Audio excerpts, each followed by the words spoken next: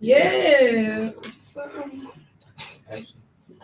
What's up? What's up? What's up? It's your girl, MC Kiara Keys. Of course, you got the talented DJ Trill Trail. Woo woo. Super Tay is not with us on today, but we got to keep the ball rolling. It's lunchtime. I know y'all out there eating good, and I know y'all out there sipping good with all the tea that's going on since the VMA happened.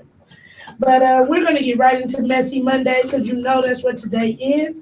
So we're going to be probably talking about Nicki Minaj and Miley Cyrus for a better part of this show, and we're going to get right into it.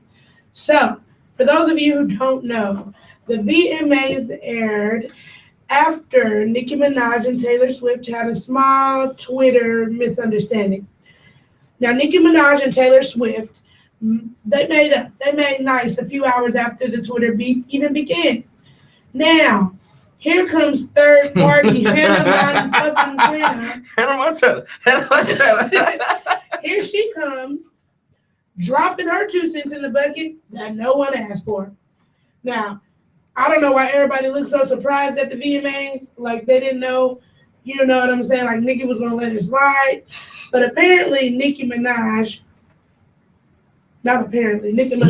went and left on Miley Cyrus because Miley Cyrus did an interview, and in that interview she said, I'm not sure what's going on with the Nicki Minaj and Taylor Swift thing, but it's safe to say that if it's coming from Nicki Minaj, then it's probably mean. She called Nicki Minaj mean. Yeah, right. And like, Nicki Minaj is a bitch, basically. Right. In a white way. She said Nicki Minaj is a stupid black bitch. No, I'm just saying. Yeah, she didn't say all that. She's basically said she's a mean, nasty lady. And Nicki didn't take kindly to that. She got on stage to accept her award, which Anaconda won. And she went on stage, and after she thanked everybody she needed to thank, she commits to cussing Miley Cyrus the fuck out. Okay? Now, if y'all want to know exactly what she said, it's plenty of footage swirling around. I can give you a little tidbit, snippet of what she said. You know that shit by heart by now. What Nicki said was, and Miley, I heard you was talking a lot of shit about me in the press. Bitch, what's good? What's good? That's what she said. So Miley answered and said, yeah, Nicki, we all have to do press. We all do interviews, like, you know how it is. Congratulations. Now. She said she was manipulated. Who? She that's what she said about the interview. She was like, you know, we all do interviews. You know how manipulated they can be. So I guess she was trying to say they took her words out of context. No, what it was Nicki Minaj gave her that look that your mama give you when you in the store and you're not supposed to be touching shit. She gave her that look. She was so Miley Cyrus definitely wasn't expecting that shit at all. But being that they're both Sagittarius, I'm a Sagittarius. Miley couldn't go out looking like no punk, so she was like, "Congratulations." But Miley must get on a lot of niggas' nerves because even ASAP was like, "What the fuck?" She said, I didn't think you saw that. I'm like, listen, Miley. Ever since you got on your Courtney Love phase, the black community is not riding with you. Now, that's not the voice of the entire black community, nor is it my opinion. I fuck with Hannah Montana. I like Miley Cyrus. I like that she does her own thing. What songs you listen to by Miley Cyrus? I watched Hannah Montana growing up. What's that song? I watched Smart Guy, but I ain't no fan of Taj Mari. I'm not checking for him. Miley Cyrus. I like that Wrecking Ball song. Like I'm not a fan of her music or her talent. But just her. I'm a fan of her person, right? Of her shenanigans and her antics. I like the person she is. I like that she's comfortable with herself.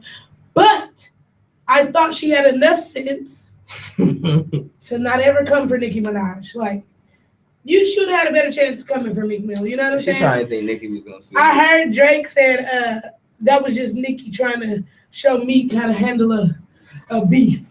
And that's he said Twitter. That? That's on Twitter, babe. He said that? Yes. Yeah. Drake a messy ass nigga. Cause it's messy Monday. Who gonna pop us? Anyway, so Miley and Cyrus, they did a couple of shots of Nicki Minaj saying what she said, and Miley's reaction to what she said in real time.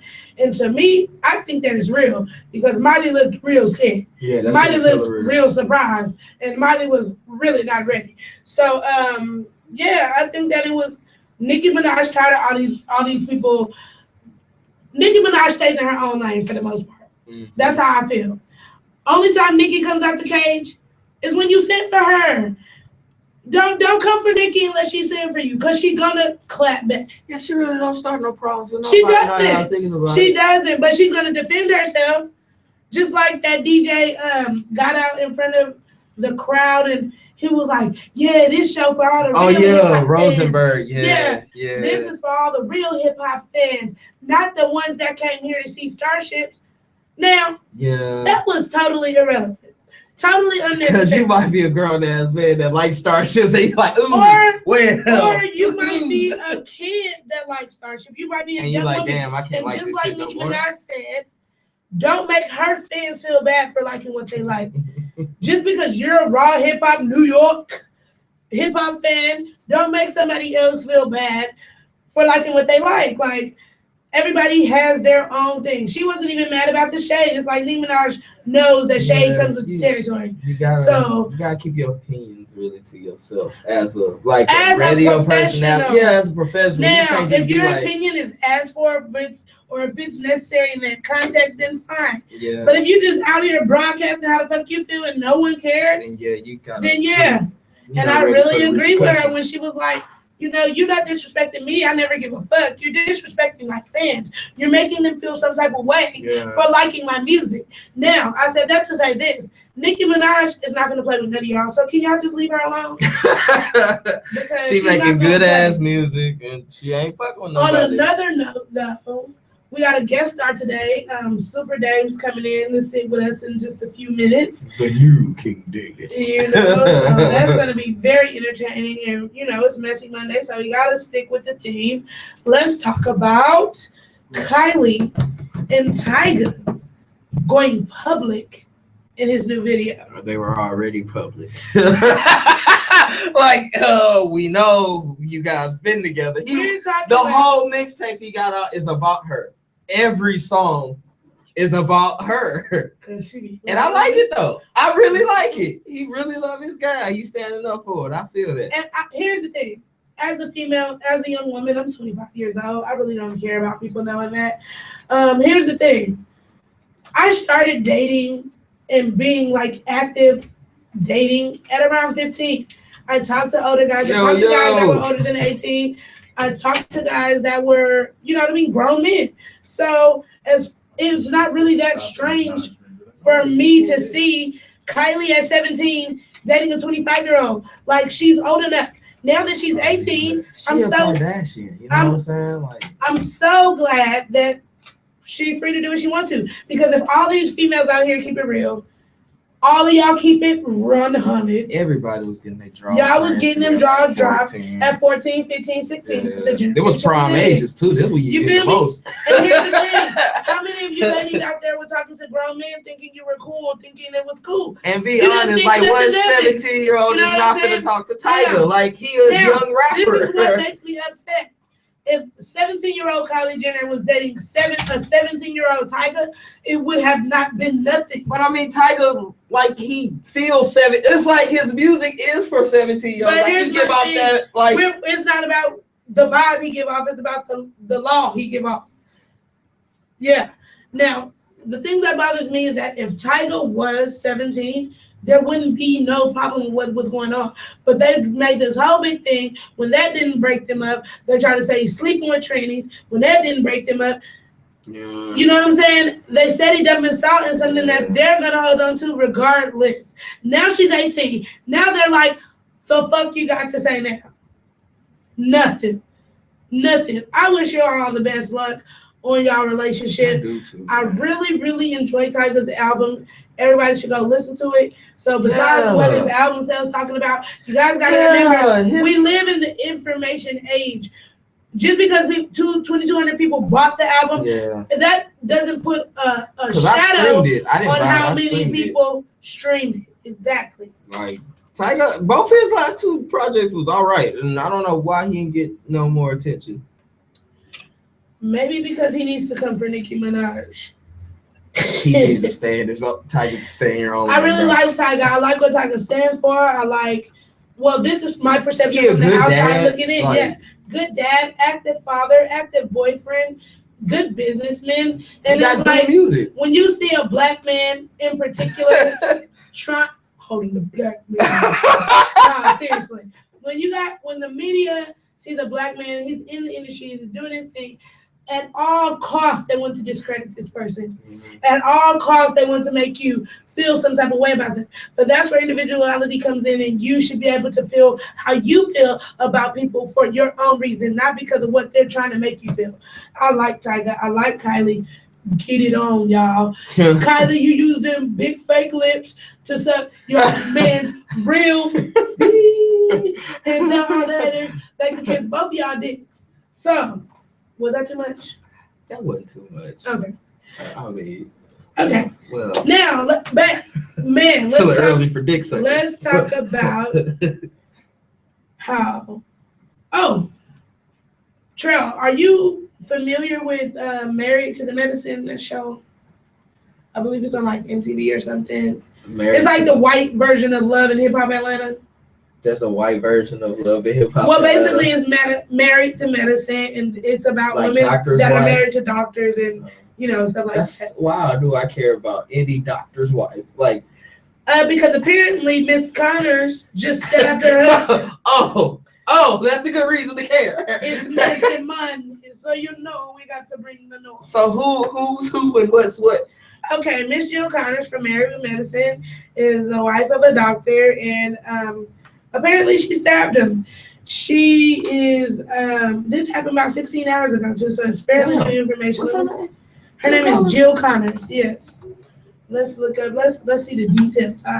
I briefly heard about it, but I just thought it's crazy. Like, you're literally on TV, you're on the air, you're doing your thing, and real life is still happening in the midst of that.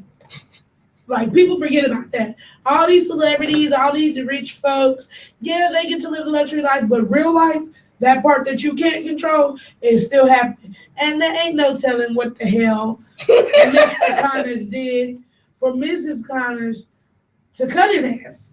But he did something. And we need to get to the bottom of it. So, I'm about to look on this. I think he learned about her affair. Oh, is that what you're seeing? Let me see what I'm seeing. Yeah, he learned of her alleged affair. Alleged. Facing charges after an assault on a doctor husband that was witnessed by 2 of their 3 children in the Alpharetta, Georgia home earlier this month. Alpharetta, yeah, you ain't never heard of Alpharetta? Never, ever heard of Alpharetta. But Jill allegedly attacked Dr. John Connors, her husband of 11 years, after he recently discovered his wife was having an affair. Okay, let me get this straight. Based upon text messages he discovered between her and the unidentified male, according to the police report. I bet it's the pool boy. I bet he black. Bet it's the pool boy. I bet he black. Pool boy. Black pool boy. That is a not. And he looks like the dude from the Inkwell. You see when the white women kissed them black men for the first time. It was like they had some motherfucking. They had a donut with bacon on it that day. They wouldn't even say whole diet. That bitch said, I'm about to go home with him. I mean, anyway, she looked like shit. Back to the Connors. Okay. It seems like, let me get this straight. Seems like this big she with a black pool boy. That's our part.